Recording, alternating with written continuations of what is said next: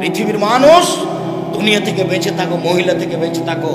মহিলা না হয় বিপজ্জনক বস্তু, বাঁচতে হবে, বাঁচার চেষ্টা করতে হবে, কিন্তু পৃথিবী তো জড় বস্তু, পৃথিবী থেকে বাঁচতে হবে কেন? পৃথিবী সবচেয়ে ভয়াবহ অত্যাধুনিক যন্ত্র। সিসি ক্যামেরা লাগা আছে, তাই আপনি ভয় পাচ্ছেন যে কথা ধরে নেবে ছবি সহ। ও তো নষ্ট হয়ে যেতে পারে।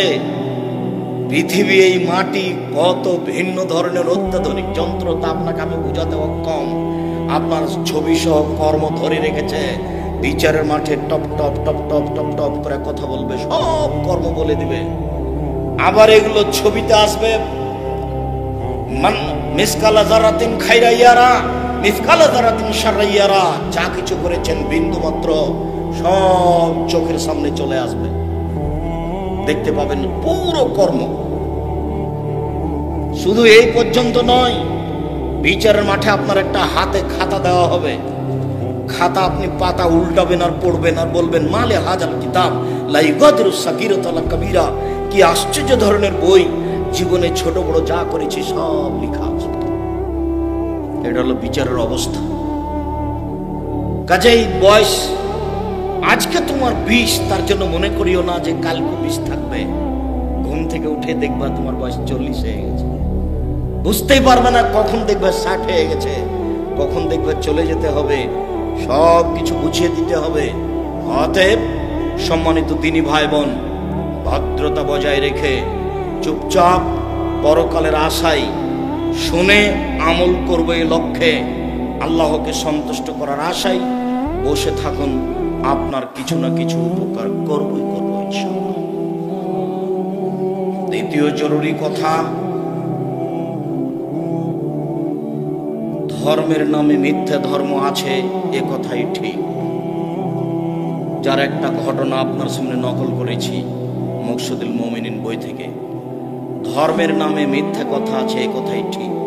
আমার আঙ্গুলের দিকে দেখুন, আল্লাহ নবী বলছেন মুহাম্মদ সাল্লাল্লাহু আলাইহি ওয়াসাল্লাম, বাল্লিগু আন্নী ওয়ালা আয়া। পৃথিবীর মানুষ, আমার একটা কথা জানা থাকলে অন্যকে বলো। কি জানা আছে? ডান হাতে পানি পান করতে হবে। তেল একটু বাম হাতে খাচ্ছে। বাম হাতে কে খায় বলেন তো? শয়তান। তো আপনি দেখার সাথে সাথে বলুন, ভাই ভাই কিছু মনে নিয়েন না, ডান হাতে খান ভাই, ডান হাতে খান। ও মন খারাপ করতে পারে, কিন্তু আপনার সুলিও হবে না, আপনার ফাঁসিও হবে না। যদি আপনি তাকে ডান হাতে খেতে বলেন, তাহলে কি ও মামলা করে সুলি দিতে পারবে, ফাঁসি দিতে পারবে? মন খারাপ করতে পারে। এতটুকু বলতে পারে, যাও তোমার ধর্ম তুমি মানো, এখানে সে ঠং দেখাও কেন, এটা বলতে পারে। কেননা এটা বাঙালির স্বভাব। সৌদি স্বভাব হলে একটু বলতো না, চুপ থেকে যেত, মানবে না হয় মানবে। খুচরা কথা তারা বলে না, বলা প্রয়োজন মনে করে না। খুচরা কথা বলা আমাদের স্বভাব। আর একজনের পিছনে লেগে থাকা আমাদের স্বভাব। আর একজনের পিছনে লেগে থাকা দলীয় স্বভাব।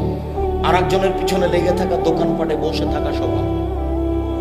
দোকানে দুজন বসেছিল, আপনি ওরা দুজন একজন আর একজনের বদনাম করছে, তা আপনি গিয়ে বলছেন হ্যাঁ ঠিকই বলেছিস, আসলেই খারাপ। এখন আপনি তাহাজ্জুদ পড়ে যান, জান্নাতে যান দেখি। সব তাহাজ্জুদ যদি এখানে লাগাই যায় তাহলে কি হবে? সব তাহাজ্জুদ যদি এখানেই লেগে যায় তাহলে কি হবে? ওটা তো সামাজিক ব্যাপার। আপনি তো ওখানে বলতে পারবেন না এই কথা। আপনার যাওয়াই অপরাধ, আপনি গেলেন কেন?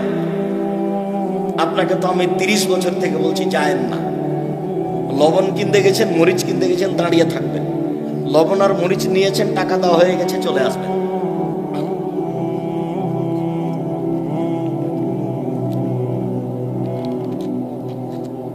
আমার একটি কথা জানা থাকলে অন্যকে বলো। 2, ওয়াহাদিসুন বানি ইসরাঈল আল হারাজ। বানি ইসরাইলের কাহিনী বলো, কোনো দোষ নেই। বানি ইসরাইলের কাহিনী সত্য বলতে হবে, মিথ্যে নয়। বানি ইসরাইলের কাহিনী যেমন আপনাকে একটা বাক্য দেখাই। ইশতারা রাজুলুন মিন রাজুলিন আকারান। একটা লোকের কাছে জমি কিনে নিয়েছিল। ফাওয়াজাদা ফি আকারিহাল জাররা। জমি কিনে নিয়ে যখন জমি চাষ শুরু করেছে, তাতে একটা স্বর্ণের পাতিল পেয়েছে। তখন স্বর্ণের পাতিলটা জমি বিক্রেতার কাছে নিয়ে গেছে। জমি বিক্রেতার কাছে নিয়ে গিয়ে বলছে, খুদ যাহাবা কামি ইন্নামা ইশতারাতুল আরদ মিনকা ওয়াল মাবতা মিনকা যাহাব। আপনি স্বর্ণের পাতিল নেন, আপনার কাছে আমি জমি কিনেছি, পাতিল কিনিনি। তখন জমি বিক্রেতা বলছে বে তোলার জন্য ফিয়া জমি বিক্রি করেছি, জমিতে যা কিছু ছিল সব বিক্রি করেছি, আমি স্বর্ণের পাতিল নেব না। এটা ঈমান। এখনই আপনি দোকানদার, আপনাকে একটা লোক 500 টাকা নোট দিয়েছে, তো বুঝতে পারেনি এটা 200 টাকা মনে করে দিয়েছে, তা আপনি এখন ফেরত দেওয়ার সময় কি যে করলেন বুঝতে পারলেন, ওই আর কিছু বুঝতে পারলেন, আপনি চুপ থেকে গেলেন অল্প কয়েকটা টাকা। আর আপনাকে তো খুব ভালো করে চিনে মানুষ, আপনি মসজিদের বাজার করতে গিয়েছিলেন, তাই আপনি 30 টাকার নাস্তা করেছিলেন, মনে নেই আপনার? মসজিদের বাজার করতে গেছিলেন, 30 টাকার নাস্তা। জীবনে আপনার নাস্তা জুটে না, ভিক্ষা জুটে না, মসজিদের টাকা দিয়ে আপনাকে নাস্তা করা লাগে কেন?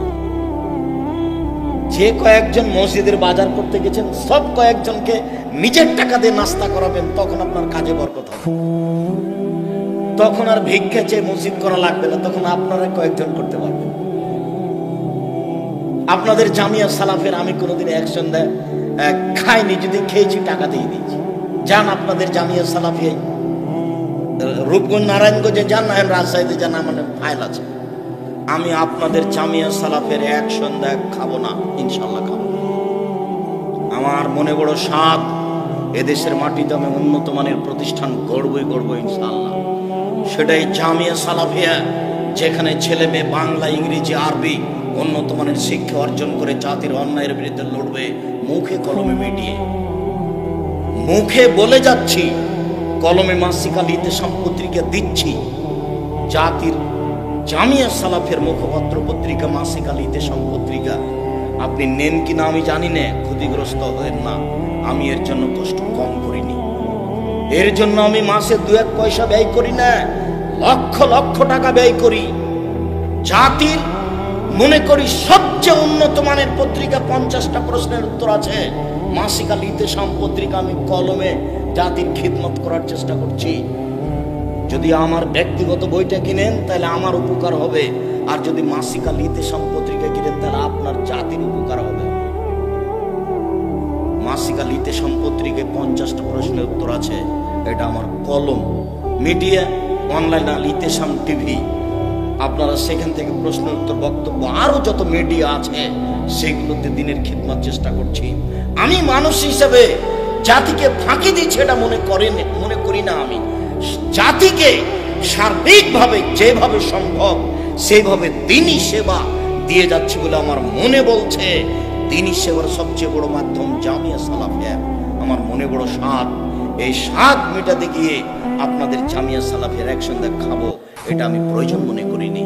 অ্যাকশন দেখ খেলে আমি তার টাকা দিয়ে দিয়েছি, আমার নামে ফাইল আছে। জামিয়া সালাফিয়া আমার প্রতিষ্ঠানে আপনাদের, এর যদি কাউকে দিতে হবে না তাকেই জবাব দিতে হবে। সম্মানিত দিনী ভাই বোন, এখানে আমি আরেকটা কথা বলেছি যে আপনাকে দোয়া করতে বলেছি, জামিয়া সালাফিয়া আল্লাহ তুমি কবুল করো, এটা বলেছি। টাকা দেওয়ার কথা আমি বলিনি। জামালপুরের লোক টাকা দিলেও জামিয়া সালাফিয়া করবে, না দিলেও করবে ইনশাআল্লাহ। তাকে ধরে রাখার ক্ষমতা মানুষের হাতে নেই। অতএব টাকা আমি দিলেও হবে, না দিলেও হবে। কিন্তু আমার একটা কথা মনে বলে যে আপনার 10টা টাকা ছাড়া জামিয়া সালাফিয়া গড়ে যাক, এটা আমি চাই না। কেন? পতিতালয়ের মহিলা যদি কুকুরকে পানি পান করে জান্নাত পেতে পারে, তাহলে জামিয়া সালাফিয়া 10 টাকা দেওয়া থাকলে আমি জান্নাত পাবো ইনশাআল্লাহ। এই আশায় আপনাকে আমি জামিয়া সালাফিয়াকে মূল্যায়ন করতে বলি। সম্মানিত দিনী ভাই বোন, অমান কাযাবা আলাইয়া মুতাআম্মিদান ফালিয়াতাবাওয়া মাকাদাহু মিনান নার। কেউ যদি কোনো কথা আমার নামে বলে, সেই কথা যদি আমার না হয়, তাহলে তার থাকার জায়গা জাহান্নাম। হুজুর যত বড়ই হোক, পাগড়ি যত বড়ই হোক, লাঠি যত বড়ই হোক, পরহেজগার যত বড় হোক না কেন, ফাজাইল আমল বইয়ে লেখা আছে যে আদম আলাইহিস সালাম ভারত থেকে হজ করতে গেছেন 60,000 বার। 60,000 বার যদি হজ করতে গিয়ে থাকেন, কথা যদি সত্য হয় তাহলে ভালো, যদি সত্য না হয়, যিনি লিখেছেন, যিনি প্রচার করছেন, তার ফলাফল জাহান্নাম। এ কথা আমি বলিনি, এ কথা মুহাম্মদ সাল্লাল্লাহু আলাইহি ওয়াসাল্লাম বলেছেন। আমার কিছু করার নেই, আমি অনুবাদক মাত্র। আম গাছে জাম ধরতে পারে, ধরে না। অমাবস্যা রাতে চাঁদ উঠতে পারে, উঠে না। শোয়ের ছিদ্রতে লাঙ্গলের ফাল ঢুকতে পারে, ঢোকে না। শোয়ের ছিদ্রতে লাঙ্গলের ফাল ঢুকে যেতে পারে, আম গাছে জাম ধরে যেতে পারে, অমাবস্যার রাতে চাঁদ উঠে যেতে পারে, এগুলো ঘটে যেতে পারে। আমি যে কথা বলছি এতে সন্দেহ আছে বলে কিয়ামত পর্যন্ত চেষ্টা করলে সরিষা ঢোকানো যাবে না। যা বলছি তাই থাকবে, তার নাম বুখারী মুসলিম। শুনুন, তিনি বলেছেন, পৃথিবীর মানুষ, আমার একটা কথা জানা থাকলে অন্যকে বলো। 2, বনী ইসরায়েলের কাহিনী বলো। 3, কেউ যদি কোনো কথা আমার নামে বলে, সেই কথা যদি আমার না হয়, তাহলে তার থাকার জায়গা জাহান্নাম। আমি যে আপনার সামনে বক্তব্য দিলাম, যেটা বললাম রাসূলের নাম দিয়ে, সেটা যদি রাসূলের না হয়, তাহলে আমি যত বড়ই পরহেজগার হই না কেন, বিচারের মাঠে জান্নাতে যাওয়ার কোনো পথ নেই। হাদিস বুখারী মুসলিম। ধর্মের কথা মুখ দিয়ে বের করলে খুব সাবধানে বের করতে হবে।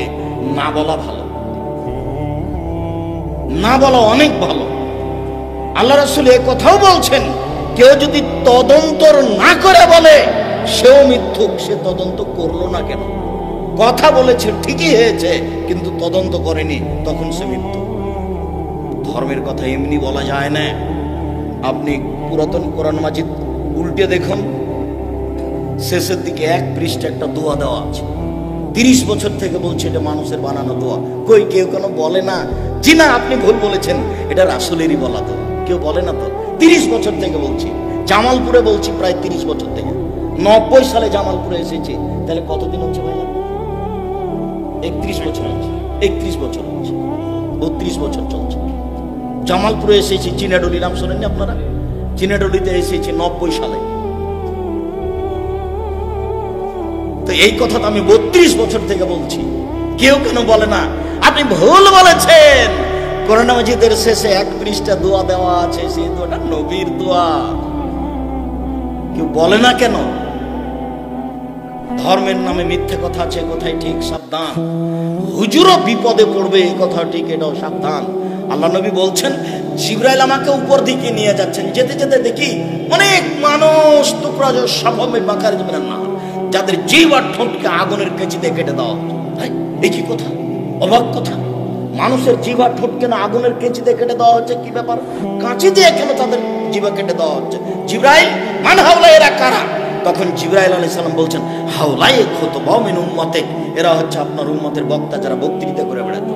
নেন দেখি এবার ফয়সালা আমার না ফয়সালা মুহাম্মদ সাল্লাল্লাহু আলাইহি ওয়াসাল্লাম, মুহাম্মদ সাল্লাল্লাহু আলাইহি ওয়াসাল্লাম। হুজুর কত বড় বিপদে, হুজুর নিজেই জানেন। হুজুর মুখ ফাটিয়ে বুক ফাটিয়ে একবারে থুথির জোরে বক্তব্য দিচ্ছে জাতির সামনে, সত্য মিথ্যা তার বিবেচনা নাই। হুজুর জাহান্নামে চলেই গেছে, হুজুর বুঝতে পারেন। রাসূল সাল্লাল্লাহু আলাইহি সাল্লাম বলছেন, মাওলানা সাহেব যখন জাহান্নামে চলে যাবেন, তখন ভুঁড়িটা বের হয়ে ঝুলবে। মাওলানা সাহেব তার ভুঁড়ি নিয়ে ঘুরতে থাকবে, গরুর পায়ে ধান মারার সময় গরু যেমন ঘুরে।